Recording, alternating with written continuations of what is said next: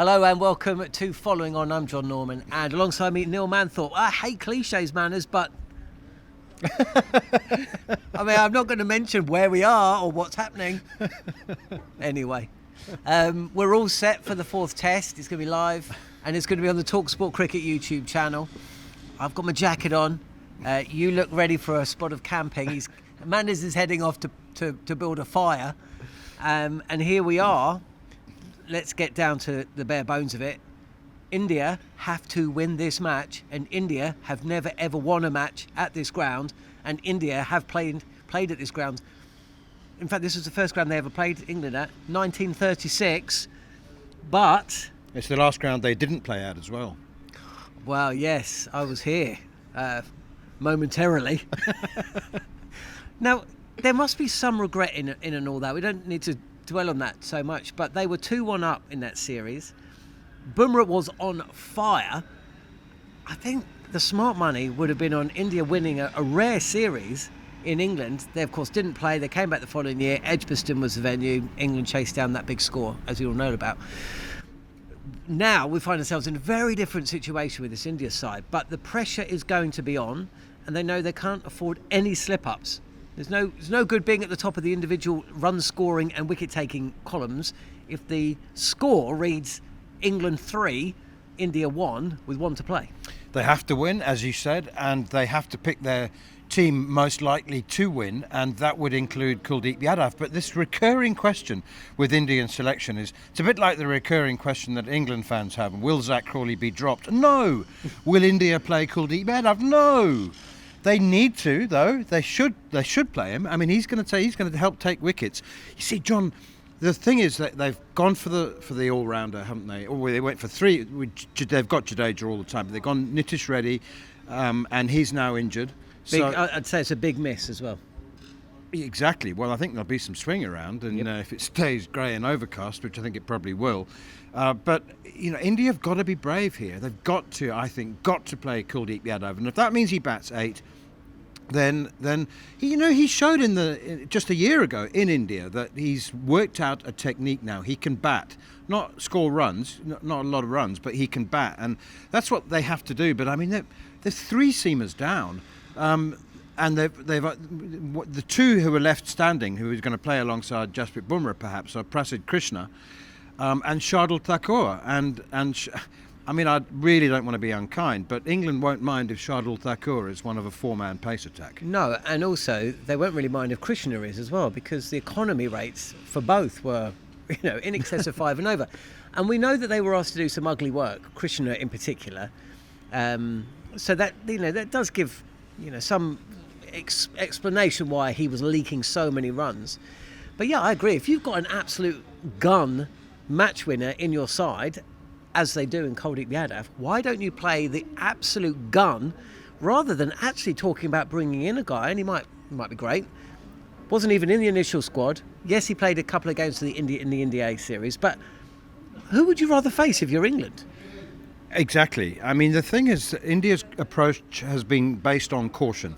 They've been wanting to stay in the series, and the talk about drawing at Edgbaston was extraordinary, and I haven't heard that kind of conversation for a dozen years or more. Let's try and get away with the draw. But how much do they want to win it? How much of a chance are they prepared to take? Well, it's about risk, isn't it? You've got to take some risk, and this seems to me to be a risk-averse India side, right? Yeah, well, exactly. And Shubman Gill was asked this question before the first Test match at Headingley. Siddharth Mongia from ESPN Cricket Info said to him, "Are you prepared to let the top 6 or to back the top 6 to score the runs that you need? And if it means playing 4 tail enders, are you prepared to do it?" And he was absolutely unequivocal. He said yes. Yes, absolutely, yes. The top 6, that we are the batsmen, we must score the runs, and the bowlers must take the wickets. Now the proof will be in the pudding. I mean, I'm just a massive fan of Kuldeep's, and he's come on in leaps and bounds. And what about Mohammad Siraj, by the way? We've got to get a word in here for him, because he's played in 24 of the last 27 Test matches for India. We talk about workload management of Jasprit Bumrah. Well, there's been no workload management for Mohammad Siraj, as far as I can see. And he was brilliant in his press conference a couple of days ago, John. You know, he said it would have been easier to lose by 80 runs at Lord's. In fact, I wish we had lost by 80 runs, he said, but to get that close was really heartbreaking. But he was smiley and happy, and was obviously got over it. He said it took me a few days, but he's obviously over it, and is just full of beans. And if he's a representation of the mood in the Indian camp, then talk of them being disheartened and disillusioned and failing to get up, I think, is completely misplaced. Shubman Gill was interesting in his press conference today. He got a little bit spiky on the topic of the back and forth that was taking place out on the field. The sledging. What's your favourite sledge? He seems to suggest that England overstepped the mark. You've seen a lot of cricket. You've heard a lot of stump mics over the years, Manners. Did you feel it overstepped the mark at any stage? I absolutely didn't, no. I think the time From wasting... both sides, by the way. Yeah, no. Because India gave it. I really didn't. I mean, Siraj certainly made physical contact, and that's one thing that we all agree is not something that has a place in cricket. That would be 15%. Of what? Your match fee. It's not a lot. But I didn't. You know what I was more uncomfortable with was the way Harry Brook addressed it yesterday when he said that there's going to be more of the same, and when he was asked whether they were confident that they didn't cross the line and they wouldn't cross the line and they'd play the game in the right spirit, he said yes, mostly where possible. Going to headbutt the line. Do you remember for years Australia were always about the line and going up to the line, headbutting the line, never crossing the line? That all stopped with Sandpaper Gate, didn't it? We never really heard about the line after that. Let's talk about England then, because they look strong. But, Ben Stokes speaking today, he looked tired. I'm not gonna lie to you, Manners. And who wouldn't be tired? That performance at Lord's, it was shades of Freddie. A lot of questions about the 2005 Ashes. No, this series is nowhere near that, right? I just want to stop that now. It's nowhere close, okay? It's not a conversation. But what is a conversation is the spells that he produced for England. They were Freddie Flintoff-esque from 2005, right? Freddie didn't have to captain, right? So at least Freddie had 6 balls off, even though it might have been Ashley Giles at the other end or Hoggy. Just did it then. Ben Stokes, I don't know how long you need to get over that. And we only have to go back 3 tests. We were of the opinion that if we ever saw Ben Stokes bowl those kind of spells again, somebody had to go out there on the field and literally drag him away. That didn't happen, and here we are.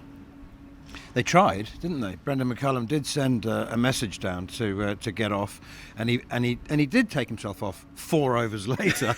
It's just a T20. Do you know, John?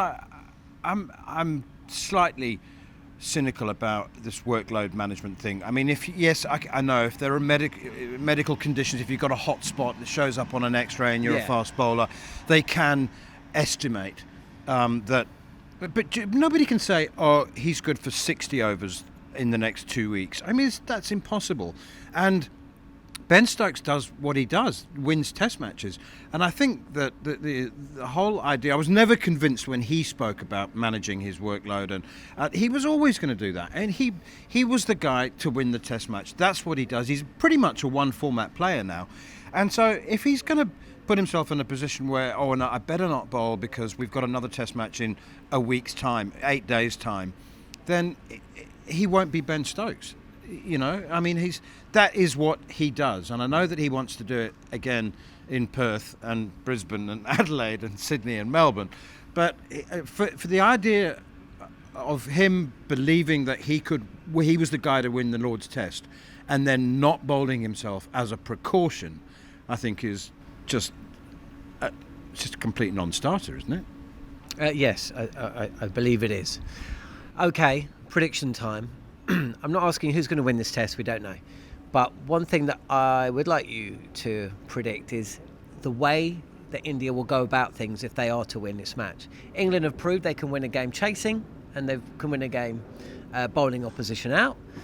I struggle to see any way India win a game in this series that is any different from what we saw at Edgbaston. Would you agree? I think that their game plan is based on counter-attacking. I don't think that they're going to take the game to England, either with the bat or with the ball. They don't. Shubman Gill's too early in his captaincy. So even if he doesn't have... He's got Jasprit Bumrah, best fast bowler in the world. Are you of that opinion? Yes, but he needs backing up. And this is the problem that we saw in that first test match, where the drop-off after Siraj and Bumrah, it was just so great. It just meant... It felt like Bumrah... there was the art of the setup wasn't allowed to be created by Bumrah because he just had to take wickets with every ball. And as soon as it got to that point, you knew England just had to see him off, right? So, yes, he's the number one bowler, but it's not just about him, it's who's bowling at the other end and who's going to be coming on after him as well. He's been so isolated. But anyway, I see not any more of the same, but an even greater amount of India sitting back, absorbing the pressure that England throw at them, and then waiting to counter-attack. And I think that they'll score at the same rate that they have done. I do see more runs coming from the Indian top order. But John, because India have to win, if they were to come out attacking and taking the game to England and putting them under pressure early as soon as possible, then I think they would need to play Kuldeep Yadav and more of the short ball stuff from Prasidh Krishna, which was a disaster at Headingley. So I think England have got the licence to attack. I think they really will. I think they're going to come out firing and playing hard, aggressive cricket right from the off. We'll see Ben Stokes with his packed slip cordon if England bowl on the first day. And it just means everything, isn't it? 2-1 up with 2 to play. I think England are going to come out with the idea that we're winning the series. We're winning it here. Narrator Kuldeep Yadav did not play. Thanks for joining us on Following On. You will be able to hear live commentary throughout the 4th and 5th Test matches on the talkSPORT Cricket YouTube channel. But for now, it's not raining anymore.